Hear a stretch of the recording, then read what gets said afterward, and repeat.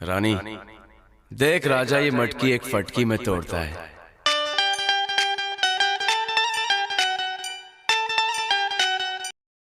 નમસ્કાર. જન્માષ્ટમીની ખૂબ જોરશોરથી ઉજવણીની તૈયારી થઈ રહી છે. પ્રજ્ઞાબેન અને શાળાના બીજા શિક્ષકો દ્વારા સરસ મજાની એક્ટિવિટીની અંદર બાળકોને ઉત્સાહથી સમય 4 થી 5ના ગાળા દરમિયાન આયોજન કરવામાં આવ્યું. બધા ખૂબ ઉત્સાહથી જોડાયા છે, ત્યારે દરેકને ખૂબ ખૂબ ધન્યવાદ. ખરેખર બાળકોની ખુશીનો કોઈ પાર નથી. શાળાની અંદર ખૂબ ખુશીનો માહોલ જળવાઈ રહ્યો છે. પ્રજ્ઞાબેન દ્વારા ખૂબ મહેનત કરી બાળકોને તૈયાર કરી અને ખૂબ આ બાજુ વિજયભાઈ, દિવ્યાબેન અને સરસ સાથી બધા જે જોડેલા છે એ તમામને ખરેખર બાળકોની ખુશીનો કોઈ પાર. છોકરાઓ મજા આવે છે. ખૂબ આનંદના ઉત્સવની જન્માષ્ટમીની તૈયારી થઈ રહી છે, ત્યારે ખરેખર સરસ મજાનો આનંદ છવાઈ ગયો છે. અમારી દુધાપુરા પ્રાથમિક શાળાની અંદર બાળકોની ખુશીને લઈને આજે જે તહેવારની ઉજવણી કરવા જઈ રહ્યા છે, ત્યારે ખરેખર બાળકો સાથે ખરેખર આપણને પણ આનંદ થાય અને ખરેખર દરેકને મજા. ગામમાંથી પણ બહેનો પણ જોવા આવ્યા છે કે ભાઈ શું કાર્યક્રમ છે, ત્યારે દરેક બાળકો મજા આવવાની છે ને. ઓકે, આજે અમારા બાળકો ખૂબ ખુશ છે. અમે પણ શાળાના શિક્ષણનો સમય ના બગડે અને સરસ મજાની એક પ્રવૃત્તિની ઉજવણી થાય અને બાળકોમાં ધાર્મિકતા કેળવાય એ પણ એક ભાગ છે, ત્યારે સમય 4 થી 5ની અંદર આયોજન કર્યું છે, ત્યારે બધા જોડાયા છે. ખૂબ ખૂબ ધન્યવાદ. મટકી લગાડીને ઉપર ગોઠવવાની તૈયારી છે. અમારા બધા જ બાળકો સરસ મજાના જોડાયા છે અને બેન દ્વારા સરસ પ્રકારનું જે આયોજન કર્યું છે તે પ્રકાર અમારી શાળાની અંદર રાસ ગરબાની અંદર શાળાની દીકરીઓ પ્રજ્ઞાબેન, દિવ્યાબેન, લુસિયાબેન અને બહેનો દ્વારા સરસ મજાના રાસ ગરબા માટે દીકરીઓને તૈયાર કરી છે. ત્યારે દીકરીઓ ખૂબ જ ઉત્સાહપૂર્વક જન્માષ્ટમીની એક સરસ પ્રોગ્રામની અંદર દીકરીઓ ખૂબ આનંદ અને ઉત્સાહથી રાસ અને ગરબાની અંદર જોડાઈ છે.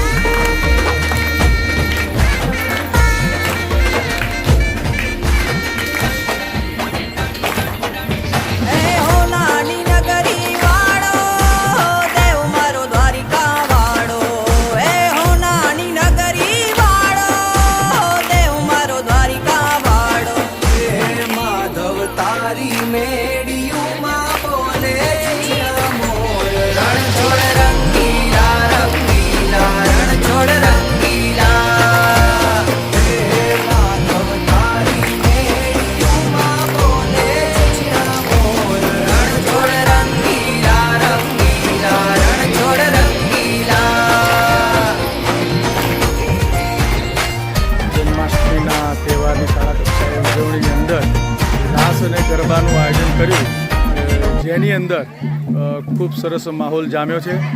લાઇટ અમારી શાળામાં છેલ્લી ઘડીએ જતું રહ્યું, ત્યારે થોડી તકલીફ તો સર્જાય જ, પણ અમારા રાજેશભાઈ દ્વારા ઢોલકી વગાડી સરસ બાળકોનો ઉત્સાહ જળવાય અને બાળકોનું કોઈ પણ જાતનું એમને એમ ના થાય કે કોઈ પ્રોગ્રામ જે કર્યો એમાં મજા ના આવી, એટલે આનંદ જળવાય એ માટે સરસ મજાનું આપણા સંગીતના સાધનોનો ઉપયોગ કરીને પણ ગરબાનું આયોજન કર્યું.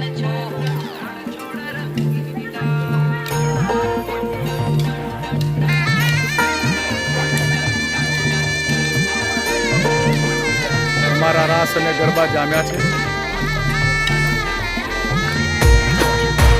શાળાના ઉત્સાહી શિક્ષિકાબેન પ્રજ્ઞાબેન અને શાળાના સ્ટાફ સમગ્ર કાનજીને રૂપાળા રણ છોડ રાધે ગોવિંદા ગોવિંદા રાધે ગોવિંદા. આનંદ થયો.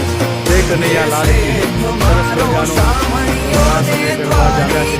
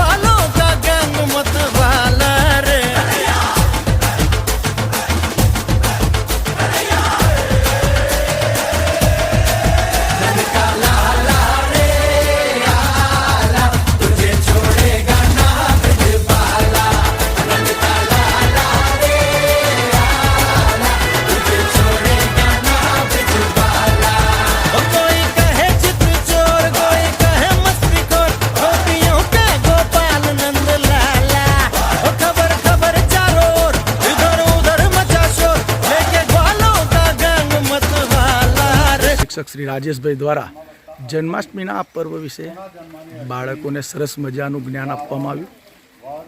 આઠમનો દિવસ છે એટલે કૃષ્ણનો જન્મ ઉત્સવ. અને કૃષ્ણ ભગવાનનો જન્મ કેવી રીતે થયો હતો? જેલમાં થયો હતો, બરાબર ને? ખબર છે ને બધાને? અને કૃષ્ણ ભગવાનનો જન્મ જેલમાં થવા છતાં એ આખી દુનિયામાં એક મહાન વ્યક્તિત્વ અને સુંદર ચારિત્રવાન ભગવાન સ્વરૂપે પૂજાય છે. અને કૃષ્ણ ભગવાન બાળપણમાં એવા નટખટ હતા કે બધા આપણે નાના નાના છોકરા ઘરમાં મસ્તી કરે તો બધા એને વધારે કાનુડો, કાનો આવા નામ પાડે. અને કેટલીય સંખ્યામાં કૃષ્ણ ભગવાનના ઘણા બધા નામ છે. તો એમના બાળપણના નામ જુદા છે, એમની મોટી ઉંમર જેમ વધે છે એમ પણ એમના નામ જુદા છે. અને મહાભારતનું યુદ્ધ થયું ત્યાં પોતે દિશા સૂચક એટલે કે માર્ગદર્શકની પણ ભૂમિકા ભજવી હતી. અને 100 કૌરવો અને 5 પાંડવો સત્યની બાજુ પણ એમને આંગળી ચીંધી અને પાંડવોને કહ્યું હતું કે હું કહું એ પ્રમાણે તમે કરો. તો એમને પણ એક સુંદર મજાની ભૂમિકા ભજવી હતી. એટલે કૃષ્ણ ભગવાનનું જીવન કવન કાયમ માટે એવું રહ્યું છે કે એમનું જીવન કવન ખૂબ સારું રહ્યું છે. અને